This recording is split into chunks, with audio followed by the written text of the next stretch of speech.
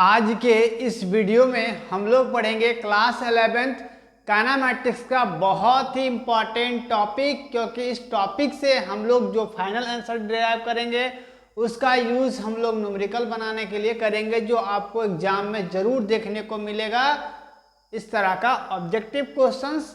तो चलिए बिना देरी किए आज का सेशन हम लोग करते हैं स्टार्ट। ठीक है, analytical method of vector addition. आज का जो हमारा टॉपिक है analytical method of vector addition. तो वेक्टर एडिशन का मतलब एनालिटिकल मेथड से हम लोग वेक्टर एडिशन कैसे करेंगे, वेक्टर को कैसे जोड़ेंगे। तो देखिए, अगर मेरे पास वेक्टर ए है और एक वेक्टर मेरा बी है, अगर इन दोनों को हमको जोड़ना है तो हम लोग कैसे जोड़ेंगे। तो ये जो है आप लोगों को पहले भी मेरे वीडियो में बताया जा चुका है, जो बच्चे नहीं होंगे उसके लिए थोड़ा सा हिंट आप लोगों को बताया जाता है कि ए वेक्टर ये है और बी वेक्टर ये है। इसका मतलब क्या है कि ए वेक्टर का हेड और बी वेक्टर का टेल दोनों आपस में जुड़ता है ना। तो वेक्टर को हम लोग वेक्टर एडिशन बोलते हैं कि दो वेक्टर जब है, दोनों वेक्टर को जोड़ने के लिए क्या करना होगा कि ए वेक्टर का हेड और बी वेक्टर का टेल को हम लोग को ऐड करना होगा, ऐसे ही जुड़ेगा, है ना। वेक्टर का एडिशन ऐसा ही होता है। ठीक है, तो आज जो हम लोग इस पढ़ने जा रहे हैं उसमें से क्या है, triangle law of vector addition. Triangle law of vector addition क्या है इसके बारे में समझेंगे।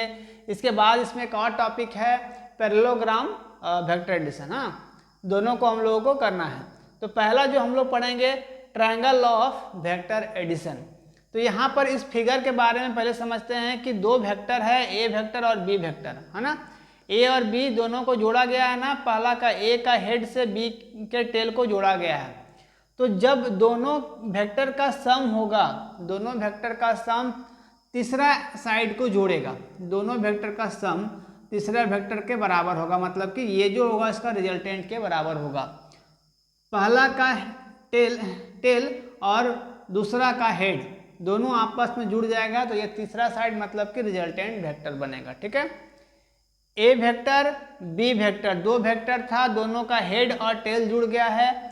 तो जब हम लोगों को रिजल्टेंट वेक्टर का बात है, रिजल्टेंट वेक्टर को निकालना होता है, तो हम लोग क्या करते हैं, ए वेक्टर का टेल से बी वेक्टर के हेड को जोड़ देते हैं, तो मेरा रिजल्टेंट जो वेक्टर होगा वो फाइंड हो जाता है। ठीक है, तो ये ट्रायंगल बन जाता है ना एक तरह से ये क्या बन जा रहा है, ट्रायंगल बन जा रहा है। एक हम लोग नॉर्मल लाइन ड्रॉ किए हैं, यहाँ पर एक पी क्यू एन ड्रॉ किए हैं जो एंगल थीटा बना रहा है, और यहाँ पर जो अंदर में बन रहा है वो एंगल बीटा बन रहा है। ठीक है, तो इसका डिफिनेशन क्या होगा ये समझते हैं पहले। If two vectors are represented by two sides of a triangle taken in one order, दो वेक्टर है, ए वेक्टर और बी वेक्टर दोनों क्या कर रहा है, दो वेक्टर रिप्रेजेंट कर रहा है ना,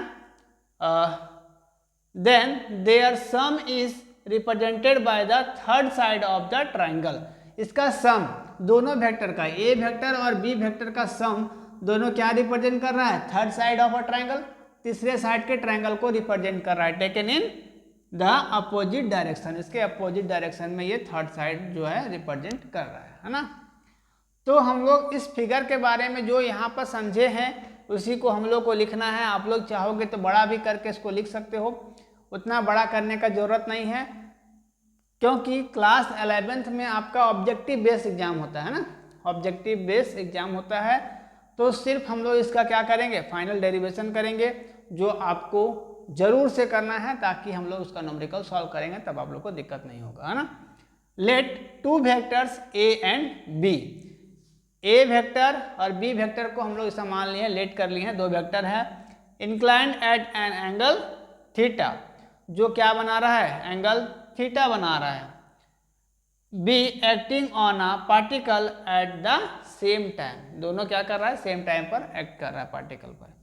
वी ड्रॉ, अब हम लोग ड्रॉ क्या किए हैं, वी ड्रॉ क्यू एन, ये हम लोग क्यू एन ड्रॉ किए हैं ना, Q N draw Q N perpendicular to OP.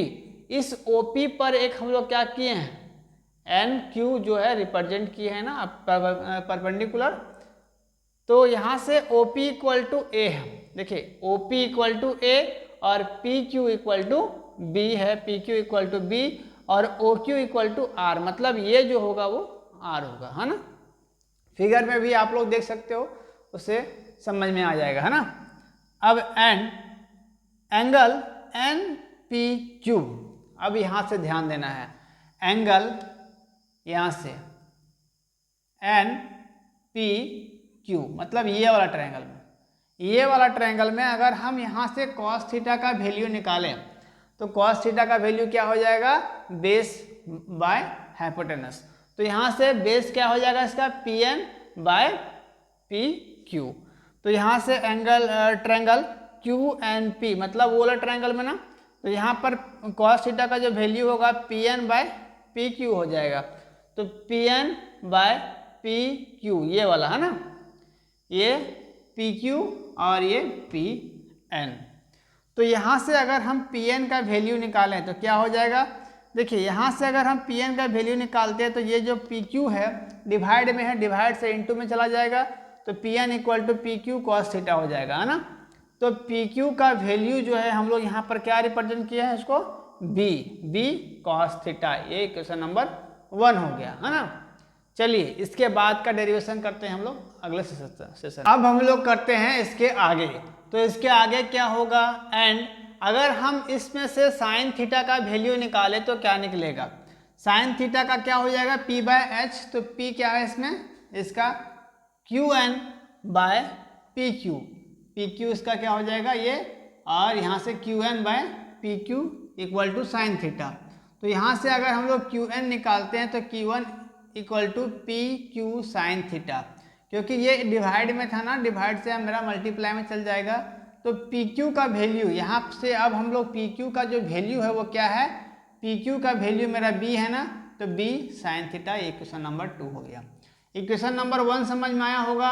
Equation number 2 यहाँ से क्या किया, कॉस थीटा का वैल्यू निकालें, यहाँ पर साइन थीटा का वैल्यू निकालें, ठीक है। अब क्या करना है, in right angle triangle O N Q we have, जब ओ एन क्यू इस पूरे बड़े वाले ट्रायंगल में हम लोग लेंगे तो क्या होगा, पाइथागोरस थ्योरम आप लोगों ने पढ़ा होगा। तो पाइथागोरस थ्योरम से हम लोग यहाँ पर यूज कर रहे हैं, यहाँ पर आप लिख सकते हो यूजिंग पाइथागोरस थ्योरम, है ना। तो यहाँ से ओ क्यू स्क्वायर मतलब O Q square equal to O N square, O N ये पूरे का O N square plus N Q का स्क्वायर। जैसे कि अगर मेरे पास ट्रायंगल है, अगर मेरे पास ट्रायंगल है तो यहाँ से ए मानते हैं इसको बी, यहाँ पर सी, तो A C square equal to A B square plus B C square, A C square equal to A B square plus B C square, है ना। दोनों का सम किसके बराबर है, तीसरे साइड के बराबर है, तो यहाँ पर दोनों का सम जो है तीसरे के बराबर है ना। तो ओ क्यू स्क्वायर सेम रह गया इक्वल टू ओ एन को हम लोग क्या लिख सकते हैं, इस पूरे को हम लोग लिख सकते हैं O P plus P N, O P plus P N का स्क्वायर, क्योंकि यहाँ स्क्वायर है यहाँ भी स्क्वायर रहेगा, एन क्यू हम लोग सेम उतार दिए, ठीक है। अब यहाँ पर O Q square equal to, अब देखिए यहाँ पर ओ पी का वैल्यू क्या है, ओ पी का जो वैल्यू है मेरा ए है, ए उतार देंगे यहाँ पर, प्लस पी एन में क्या है, यहाँ पर जो वैल्यू हम लोगों ने निकाला हुआ है P N equal to B cos theta, तो यहाँ पर बी कॉस थीटा और ये स्क्वायर होल स्क्वायर तो रहेगा ही ना, होल स्क्वायर रख दिया। एन क्यू का जो वैल्यू है हम लोग वो क्या होगा, एन क्यू का जो वैल्यू होगा बी साइन थीटा, मतलब एन क्यू या क्यू एन हम लोगों ने लिखा हुआ है, तो यहाँ पर आप लोग एन आगे लगा दो, क्यू बाद में लगा दोगे, उससे कोई दिक्कत नहीं है। तो ये क्या हो जाएगा, बी साइन थीटा का होल स्क्वायर हम लोगों ने यहाँ पर उतारा। ये क्या किए हैं, फ्रॉम इक्वेशन 1 एंड 2, इक्वेशन 1 और 2 का यूज करके हम लोगों ने ये इक्वेशन निकाला। अब यहाँ पर ध्यान देना है कि O Q square, O Q ये पूरा का स्क्वायर कितना है, आर स्क्वायर, तो आर स्क्वायर उतार दिए। यहाँ से ध्यान देना है ए प्लस बी का होल स्क्वायर का फॉर्मूला लगेगा, यहाँ पर ए प्लस बी का होल स्क्वायर, ये पूरा बी हो जाएगा, ये ए होगा, तो ए प्लस बी का होल स्क्वायर क्या होता है, A square plus 2 A B और प्लस बी स्क्वायर। तो क्योंकि यहाँ पर b की जगह पर b कॉस थीटा है, इसीलिए हम लोग ए बी कॉस थीटा लिखे हैं, ठीक है। लेकिन आप लोग यहाँ पर बोलोगे कि बी स्क्वायर कॉस थीटा होगा, क्यों ऐसा होगा? क्योंकि b के जगह पर तो पूरा है ना cos स्क्वायर थीटा, तो यहाँ पर आप लोग चाहोगे तो एक लाइन बढ़ा भी सकते हो। मैंने क्या किया है कि यहाँ पर देखिए बी स्क्वायर भी इसके लिए कॉमन आएगा ना, इसके लिए अगर हम सॉल्व करें तो B square into sine square theta हो जाएगा। तो हम यहाँ से क्या किए हैं कि बी स्क्वायर इसके लिए भी और इसके लिए कॉमन हम लोगों ने लिखा है, तो यहाँ से कॉस स्क्वायर थीटा और यहाँ से साइन स्क्वायर थीटा, यहाँ से साइन स्क्वायर थीटा, दोनों को एक जगह पर हम लोग कॉमन ले लिए हैं। आप लोग चाहोगे तो एक लाइन को बढ़ा भी सकते हो, उससे कोई दिक्कत होने वाला नहीं है। आप लोग यहाँ पर सॉल्व करोगे तो यहाँ पर लिखोगे B square cos square theta, फिर आप लोग क्या करोगे कि square B square into sine square theta, तो यहाँ पर फिर लास्ट में हम लोग कॉमन ले लेंगे, ठीक है, उससे कोई दिक्कत होने वाला नहीं है। आप लोग ऐसे भी लिख सकते हो, है ना। अब यहाँ ध्यान देना है कि sine square theta plus cos square theta, इसका वैल्यू कितना होता है? 1 होता है ना। Sine square theta plus cos square theta equal to 1 होता है, तो ये वैल्यू जो मेरा है वो खत्म हो गया, 1 हो गया, है ना। तब क्या हो गया, यहाँ से स्क्वायर जो हटेगा, स्क्वायर जब हटेगा तो रूट चढ़ेगा ना, तो r यहाँ उतर गया, बाकी आपका ए स्क्वायर, यहाँ से 2ab कॉस थीटा को हम लोग बाद में लिख दिए हैं, बी स्क्वायर आगे ले आए, है ना। तो B square A square plus B square plus 2ab, या तो फिर हम लोग उल्टा भी कर सकते हैं, A square 2ab cos theta plus B square, उससे कोई दिक्कत नहीं होगा। ये फार्मूला जो होगा ये बहुत ही इंपॉर्टेंट डेरिवेशन का फार्मूला, जब हम लोग न्यूमेरिकल सॉल्व करेंगे तो इस फार्मूले का यूज़ करेंगे रिजल्टेंट वेक्टर निकालने के लिए। आर से ऐसा क्या है, रिजल्टेंट वेक्टर निकालने के लिए हम लोग इस फार्मूले का यूज़ करेंगे। अब इसका लास्ट एक लाइन का डेरिवेशन बच गया है, चलिए उसको भी हम लोग करते हैं, ठीक है। अभी हम लोगों ने रिजल्टेंट वेक्टर को समझा। अब हम लोग अगर मान लिया जाए कि ए वेक्टर भी दिया रहे, बी वेक्टर भी दिया रहे, रिजल्टेंट वेक्टर भी निकालना होगा, और अगर हमको एंगल निकालना पड़ जाए, ये बीटा निकालना पड़ जाए, तो कौन से फॉर्मूले का हम लोग यूज़ करेंगे? तो direction of R, let the resultant R make an angle beta with the direction of A direction के साथ में ये क्या बना रहा है, बीटा एंगल बना रहा है ना। तो जब बीटा एंगल हम लोग को फाइंड करना होगा तो यहाँ पर हम लोग लगाएंगे टेन बीटा इक्वल टू क्या हो जाएगा, p बाय बी। तो यहाँ से p बाय बी क्या हो जाएगा, क्यू एन आपका ये हो जाएगा इस पूरे ट्रायंगल में ओ एन क्यू में, तो यहाँ से इसका क्या हो जाएगा, ये p हो जाएगा p बाय बी। तो p क्या है, क्यू एन है, क्यू एन उतार दिए, सॉरी क्यू एन, और ओ एन क्या है, इसका बेस है, ओ एन पूरा बेस है ना, तो बेस उतार दिए। यहाँ से ओ एन को अगर हम लोग लिखना चाहें तो O P plus P N भी लिख सकते हैं ना। तो ओ क्यू आपका ओ क्यू एन जो है आपका सेम रह गया O P plus P N. जब हमको ओ एन को लिखना होगा तो O P plus P N को भी जोड़ के लिख सकते हैं, है ना।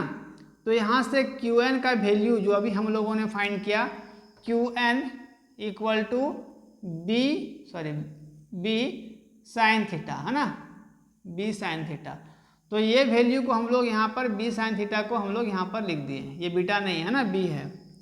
तो यहाँ पर अब देखिए OP का जो वैल्यू है क्या है, OP का जो वैल्यू है वो ए वेक्टर है, तो यहाँ पर ए लिख दिए, प्लस बी ये क्या है पी एन का जो वैल्यू है हम लोग क्या निकालें कि पी एन का जो वैल्यू है वो निकाले हम लोग B cos theta. Equation number 1 और 2 से, इक्वेशन नंबर 1 और 2 से हम लोगों ने ये निकाला हुआ है ना। तो यहाँ से a plus B cos theta हो गया, मतलब टेन बीटा। अगर हमको यहाँ का एंगल निकालने के लिए बोला जाए तो हम लोग इस फॉर्मूले का यूज़ करेंगे, tan beta equal to B sine theta by A plus B cos theta. सबसे पहले हम लोग क्या करेंगे कि अगर ए वेक्टर दिया रहे, बी वेक्टर दिया रहे, उसको रिजल्टेंट वेक्टर निकालना पड़ेगा। तो रिजल्टेंट वेक्टर का फॉर्मूला क्या लगाएंगे, R equal to root under A square plus B square plus 2ab का फॉर्मूला लगा करके हम लोग उसका क्या निकालेंगे, रिजल्टेंट वेक्टर। अगर हमको निकालने बोल दिया जाए कि एंगल कितना एंगल के साथ वो बनाएगा, तो एंगल निकालने के लिए हम लोग इस फॉर्मूले का यूज़ करेंगे, tan beta equal to B sine theta by A plus B cos theta. इस फॉर्मूले का यूज़ करके हम लोग उसके एंगल को हम लोग फाइंड कर सकते हैं, ठीक है। आई होप ये वीडियो आप लोगों को समझ में आया होगा, और इस तरह का वीडियोस जो है मेरे चैनल पर बहुत सारे अपलोड हैं, आप लोग चाहोगे तो मैं देख सकते हो, ठीक है। जो बच्चे नए होंगे मेरे चैनल को सब्सक्राइब कर लोगे, शेयर जरूर करोगे ताकि जो और भी बच्चे हैं वो जुड़ सके। मिलते हैं अगले वीडियो में, तो थैंक यू, टेक केयर, जय हिंद।